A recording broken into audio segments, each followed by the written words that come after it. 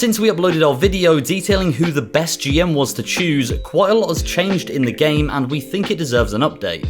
Choosing the right GM can make a huge difference to your experience during a run, so we're here to tell you our new thoughts on each and every one of them. We'll be going into detail to show you how much each GM's power card will benefit your playthrough and which ones you should be choosing to make your managerial life that little bit easier.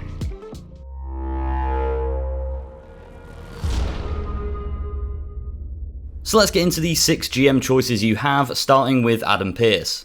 To be honest with you all, not much has changed with Adam Pearce. He's pretty much exactly the same as he used to be, because whether you've got 4 matches on a card or 5 matches, it doesn't really make any difference to the rivalries. The only thing it does allow you to do is have more rivalries on the go at once, but at the same time, when the shows have more matches on them, this really doesn't make a difference anyway.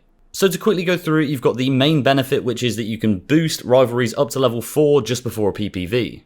Now obviously MyGM centers around quite a few things, but rivalries are one of the most important things to manage. If you can get a full card of level 4 rivalries for your pay-per-view, then it should be a pretty damn good show. So this card can be very useful if you've got 3 level 3 rivalries and then 2 level 4 rivalries. One thing I have noticed after the 1.09 patch in MyGM is that the rivalries don't actually progress anywhere near as often as usual. So whether it's advancing a rivalry up to level 1 or 2 or actually starting a new rivalry, they don't tend to happen as much as they used to. From my experience anyway, that's kind of how it feels. I mean, you can use call-out promos still to try to start rivalries, but they're not as effective as before. So I guess with this update, that does make the card a little bit more useful, as if you're struggling to progress rivalries, then this is a surefire way of doing so. But on the other hand, it only boosts the rivalries by 1 and only does it once. So in the long run, it's not really a useful power card. For example, if you're using this in week 5 after the first pay-per-view, then the next 10 weeks aren't going to be affected by it whatsoever. I think if this card boosted every rivalry by 2 levels, it would be far superior. Although now I think about it, that might be a little bit too overpowered. So overall, despite its very minor flaws, it is a good power card. It makes what could have been a poor show a pretty good one if you use it in the right moments, and could even win you the game if you use it at WrestleMania and it pushes you just above the opposing brand. So we're putting Adam Pearce in A tier as he's definitely one of the best GMs, but he's not quite that S tier. Now moving on to Sonya Deville, we did say that she was one of the worst in our previous video, but actually this update has made her a lot better. So Sonya's power card raises the entire roster's morale by plus 15. Now morale is a pretty hidden stat that you won't see unless you go and seek it out, so you've got to go into manage roster and then click on each superstar individually and it'll be there on the screen. But it actually now plays a much more important part in MyGM than it did before. So when you had the luxury of having 3 match shows and 4 match pay-per-views, you didn't need as many superstars and you could afford to kind of let some of them go. So if their morale went low and they came to you saying that they were going to leave unless you gave them $100,000, you could feasibly do this and not actually lose out too much. Because before patch 109, roster size and budget were not really that big of an issue. But now they're pretty much the main issue, which makes Sonya a lot more viable as a GM. If you use the power card early on and then manage your morale very tightly by accepting requests and keeping all of the superstars happy, then it's actually a very, very good card. Because for those of you who do not know, if the morale is low on some of your superstars, they're more likely to want to leave or more likely to ask for bonuses and all this other stuff. So having that immediate buff to the morale for every single one of your superstars is way more important than before. However, there are a few cons for the card which kind of keep it in the mediocre bracket. So firstly, plus 15 morale might seem like a lot, but if you don't adhere to your wrestlers' requests, then they're actually going to lose their morale pretty quickly. And morale is quite hard to track as well, as I touched on earlier. You have to do a few things to go and check each individual star's morale. So 1 or 2 of your superstars could be going low without you really knowing, and then suddenly you get hit with a $100,000 request. So overall, seeing as it's somewhat hard to keep track of morale, but also very important in the patch 109 update, I'm gonna put Sonya Deville in C tier. Slap bang in the middle, she's much better than she used to be, but not quite at that top level yet. Speaking of top level, we're now moving on to William Regal, who has the Legend Whisperer power card.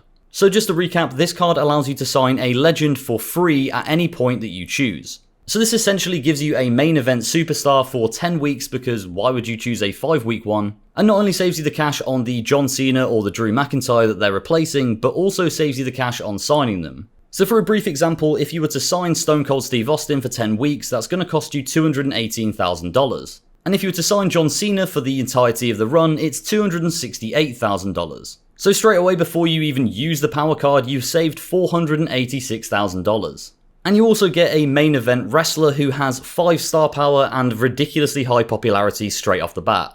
Now, one of my favourite things about William Regal's power card is that it affects your run for much longer than most of the other ones. So take Adam Pearce's for example, it only really affects the show that you use it for. Once that show's done and the rivalries are finished, that card is now completely useless. But with William Regal's card, not only are you saving the money, as I mentioned, but you also have this main event star for 10 weeks. And also the cherry on top is that you need a much bigger roster size in the patch 109 update. So saving money on a main event star and getting a free legend allows you to sign 1, maybe 2 other wrestlers. The only negative I can even come up with for this card is that you only get the legend on a 10-week contract maximum. So say you're playing a 15-week save, you're going to have to renew their contract for the last 5 weeks. Or if you're playing 25 or 50 weeks, then you're going to have to renew it fairly early on.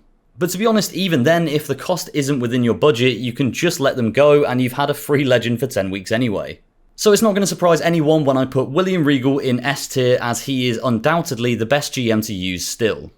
Now to juxtapose William Regal nicely, we have Shane McMahon. Now this power card was useless before, but because Sonya's was bad as well, we kind of grouped them together. So now Sonya's card is actually okay, Shane just looks awful. His power card will give you a free GM interference and an additional +2 bonus to the show that you use it on. Now I don't know about you, but I don't really book many GM interferences anyway, as they tend to tick off the other superstar that you're using them against, but also they only cost $3,000. I think even if I was given this power card as a free one to use, I wouldn't even use it, let alone choose Shane to carry me through an entire run based solely off of it. Having a +2 on the show bonus is kind of useful, but it only affects that one show, so yeah, it's really not worth it at all, and to be honest, I'm going to go straight ahead and say that this is not even worthy of a tier. Okay, so after her brother's monstrosity, we're now going to move on to Stephanie McMahon. So her power card allows you to earn twice as much money from arena attendance as you usually would have. Now in our previous video, we put Stephanie kind of in the middle bracket where she wasn't great, but she also wasn't useless. Mainly due to the fact that money wasn't really a problem, and by week 10 you'd have around 500,000 or $1 million in your bank anyway. But now, seeing as you have to put on so many more matches, you tend to spend a lot more money. So now Stephanie's card is actually a lot more useful and gives you a couple of options of when to use it to make your run a lot easier. So say you get into week 5 and the 4th stadium unlocks for free, you'll be able to get an extra $150,000 if you use Stephanie here. This will go a long way in the next 10 weeks and might allow you to put on some great shows before the TLC pay-per-view. However, on the flip side of that, you do run the risk of having some annoying superstars coming and asking for $100,000, or you have other things like they say they want a 50k bonus or whatever. Now this is going to eat into that $150,000 pretty quickly, so the second option we're going to give you is probably the better one to use, but if you are struggling for cash, this is a nice choice. So in week 10, you can unlock the Big Stadium Arena, which of course initially costs you $100,000, but actually gets you $525,000 from ticket sales every single show. So if you used any other GM bar Stephanie, you'd be spending $100,000 up front to make $425,000 from the show.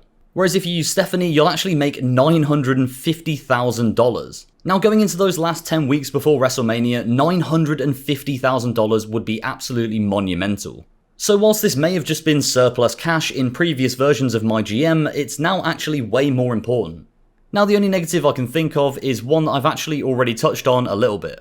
So say you use her power card in week 5 and you get $150,000 extra dollars. This could be wasted pretty quickly by having to fork out for unhappy superstars, or just if you need to put on a great show to keep up with an opposing brand. And then I suppose another negative is if you really needed money for the first 5 shows, which I don't know why you would, it won't really do much for you at all. So post-patch 109 update, Stephanie McMahon is definitely a solid A tier GM. She's actually become so much more useful that I was debating putting her up with Regal. So if you could make a sort of S/A tier, then I'd probably put Stephanie in there, but for now, William Regal is still the undisputed GOAT. And now we move on to the greatest human being to ever grace this earth, Kyle Slickman. Okay, no, I have to be indifferent here, this is an objective video, emotions just can't come into it. So when you select Custom Superstar, you get the Beginner's Luck power card, which will boost the lowest popularity superstar on your roster by +20. Now this is pretty good to be honest, as it allows you to sign a pretty cheap wrestler and then maybe have them as a main event star or one of the big stars in the mid-card. The only thing I will say about this is their star power isn't affected by it, so if you used, say, a John Cena or a Drew McIntyre in the match, they're still going to get a better match rating. So what I'd suggest for this card is to sign a cheap wrestler as one of the tag teams and then use it on them, which will make your tag team matches that bit much better and will increase the quality of your shows whilst gaining you fans. Also, what it allows you to do is build on the popularity of that superstar, and then they could potentially be an integral part of your run for the rest of it. The only thing I would say about this card is it only boosts one of your superstars, and that's not exactly very useful in the long run. So whilst you have a boosted superstar in your tag team, it doesn't boost the popularity of any of the others. So the quality of the matches will increase, but not by an incredibly noticeable amount.